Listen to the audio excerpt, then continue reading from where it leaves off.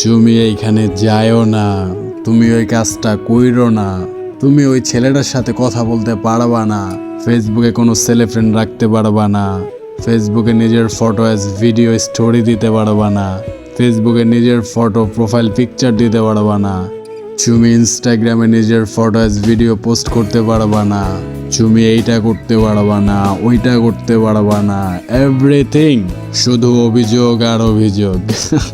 এই যে আপু, মানে আপনার মাইন্ড কি বলে? এটা কি ভালোবাসা, প্যারা, না শাসন? আপনি কিভাবে নেন?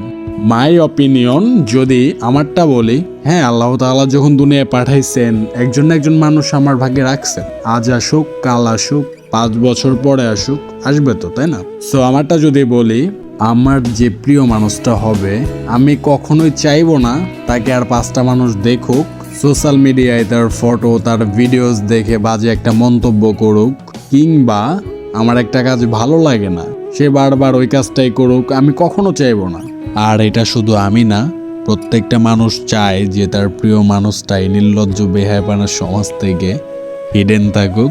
তারপরেও যে আপুগুলা এই সমস্ত টপিকগুলারে প্যারা মনে করে, প্যারা হিসেবে নেয়, সেই সমস্ত আপুদের উদ্দেশ্যে আমি বলবো, আপু, আপনার জন্য ভালোবাসা না।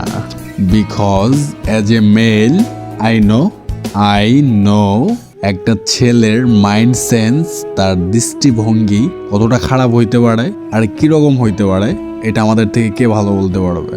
একটা মেয়ে যতই ইন্টেলিজেন্ট হয়ে থাকুক, যতই ব্রিলিয়ান্ট হয়ে থাকুক, বাস্তবতা দুনিয়ার সম্পর্কে কখনোই একটা ছেলের থেকে বেশি জানবে না। সো এরকম বিহেভিয়ার করা একজন লাইফ পার্টনার যদি আপনি লাইফে পেয়ে থাকেন, তাহলে আল্লাহ তাআলার কাছে শুকরিয়া আদায় করেন। কেন না, এগুলো সবার কপালে জোটে না আপু।